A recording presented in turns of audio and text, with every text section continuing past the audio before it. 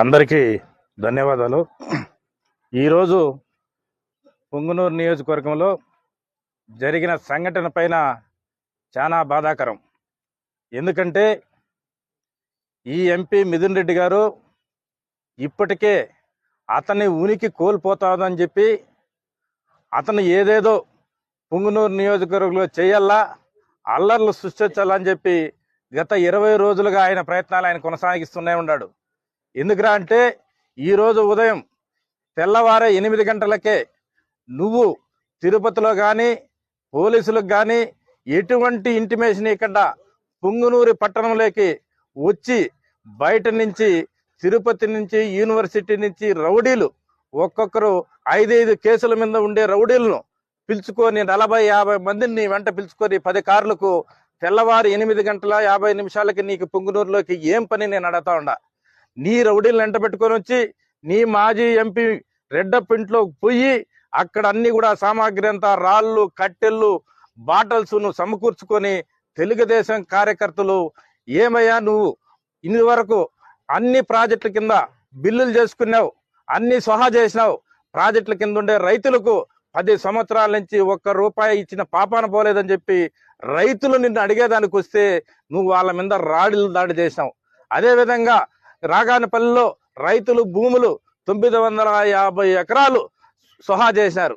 ఆ రైతులు కూడా మా భూములు మాకు ఇవ్వాలా, మా భూములు మాకు లాక్కున్నారని చెప్పి ప్రతి ఒక్కరు రోడ్ల మీదకి వచ్చి నోర్లు కొట్టుకుంటా ఉంటే మీకు కనపడలేదా అని చెప్తాడా. ఆ రోజు ప్రభుత్వంలో ఉన్నప్పుడు మీరు ఇవన్నీ చేయలేదా?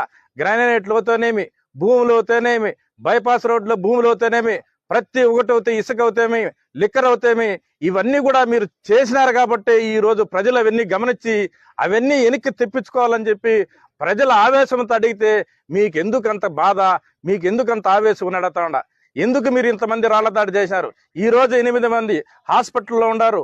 పండ్లు పోయినాయి, చెవులు పోయినాయి, కాళ్ళు పోయినాయి. ఇవన్నీ కూడా ఇప్పుడు కూడా ఆ రోజు మీరు దాడి చేసి ఆ రోజు మమ్మల్ని కేసులు పెట్టి దాదాపు 800 మందిని జైలుకు పంపించి నరకము చూపించినారు. ఈ రోజు మళ్ళీ తెలుగుదేశం ప్రభుత్వం వచ్చినా కూడా పుంగనూరులో మళ్ళీ మా మీదకే రాళ్ల దాడి చేసి మా కార్యకర్తలని కొట్టి నువ్వు ఏదేదో సృష్టించాలని చూస్తున్నావు. నీ గన్మెన్ల కోసము, నీ ప్రయత్నము, నీ ప్రొటెక్షన్ కోసము చేసుకునే ప్రయత్నాలు అందరినీ బలి చేస్తున్నావు. నీ కార్యకర్తలు అయితేనేమి, తెలుగుదేశం కార్యకర్తలు అందరూ కూడా నీ వెంట ఎవరు వచ్చినారు? ఈ రోజు పొంగునూరు ప్రజలు ఎవరు నిన్ను నమ్మడం లేదు, నీ వెంట రావడం లేదు. ఎవరు కానీ ఏ మండలం నుంచి కూడా రాలేదు.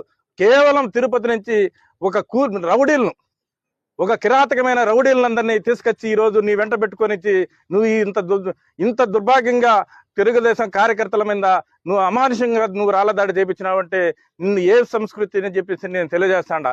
ఇది వరకు కూడా మా మీద పుంగనూరులో అయితేనేమి, సోమల్లో అయితేనేమి, కల్లూరులో అయితేనేమి నేను ఈ రోజు వీడియోస్ అన్ని చూపిస్తా ఉండా. ప్రతి తావన కూడా ఆ రోజు నన్ను 2 సంవత్సరాలు పుంగనూరులో బస్టాండ్లో పెట్టి ప్రతి ఆఫీస్ తీసుకున్నా కూడా తెలుగుదేశం ఆఫీస్ మీద మీరు దాడులు చేసినారు. నేను బస్టాండ్లో పెట్టుకొని పార్టీ నడుపుకున్నా. ఆ రోజు మీ కళ్ళు కనపడలేదా? మీ నాయన ఎక్కడ పోయినాడు, నువ్వు ఎక్కడ పోయినారు? మీరు దాడి చేయలేదా? నా పార్టీ ఆఫీస్ మీద జేసీబీలు పెట్టి దౌర్జన్యం చేసి రాత్రికి రాత్రి ఎన్టీ రామారావు బొమ్మను ఈదులో వేసిన సంగతి మీకు తెలీదా? అదేవిధంగా విశాఖ నుంచి వచ్చిన కార్యకర్తలను రోడ్డు మీద నిలబెట్టి గుడ్డలు ఇప్పించి కొట్టింది మీ కళ్ళు కనపడలేదా? ఇవన్నీ మీ కళ్ళు ప్రజలు మర్చిపోరు. ప్రజలు అన్ని బాగా తెలివైన వాళ్ళు. ఇవన్నీ కూడా ఆ సంస్కృతి మానుకోవాలని చెప్పి మా ముఖ్యమంత్రి కానీ, మా లోకేష్ బాబు గారు కానీ మీరు ఆపండి, మీరు ఎక్కడ ప్రతిదాడులు చేయొద్దని చెప్పి మా మంత్రి గారికి అయితేనేమి, నాకు అయితేనేమి ప్రతిసారి కూడా చెప్పడం జరిగింది. మేము ఆ సంస్కృతితోనే మేము సజావుగా ప్రజలకు సేవ చేయాలా, పుంగనూరు పట్టణాన్ని ఏ విధంగా అభివృద్ధికి తీసుకొని పోవాలా, ఎన్ని ఫ్యాక్టరీలు తేవాలని చెప్పి నిన్న కూడా మంత్రి నాతో చర్చించడం జరిగింది. ఆ విధంగా మేము ముందుకు వెళ్తా ఉంటే నువ్వు దొంగదారిని వచ్చి పుంగనూరు పట్టణానికి వచ్చి రెచ్చగొట్టేసి ఈ రోజు కార్యకర్తలందరినీ దౌర్జన్యంగా కుట్టి ఈ రోజు హాస్పిటల్ పాలు చేసిన ఘనత నీకు ఎంపీ మిథున్ రెడ్డిగా తగిలింది. ఇవన్నీ నువ్వు టార్గెట్ చేసి మా ముఖ్యమంత్రి మీదో, మా లోకేష్ బాబు మీదో నువ్వు చెప్పుకోవచ్చు. నువ్వు ఎవరు ప్రజలు నిన్ను నమ్మే పరిస్థితులు లేరు అని చెప్పి తెలియజేస్తూ ప్రతి దానికి కూడా ఒక టార్గెట్, మా ప్రభుత్వం వస్తుంది నీకు అది చూస్తాం. మా ప్రభుత్వం ఏంది నువ్వు చూసేది? అన్ని చూసేసినావు, మమ్మల్ని అందరినీ జైలుకి పంపించినావు, అధోగతి పాలు చేసినారు. ఇంకేముంది? మా టార్గెట్ మమ్మల్ని చంపేదానికి ప్రయత్నం చేయాలని చెప్పి నువ్వుగా ప్రణాళిక ప్రకారము తయారు చేసుకుంటున్నావు, కానీ వేరే విధంగా చేయలేదు.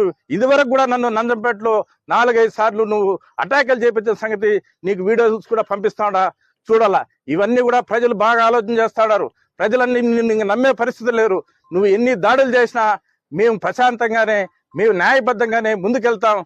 నీ పోరాటాన్ని ఏ విధంగా అయినా మీరు ప్రజలు అక్కడ నిన్ను సహించేది లేదని చెప్పి తెలియజేసుకుంటూ విరామం తీసుకుంటాను. జై హింద్.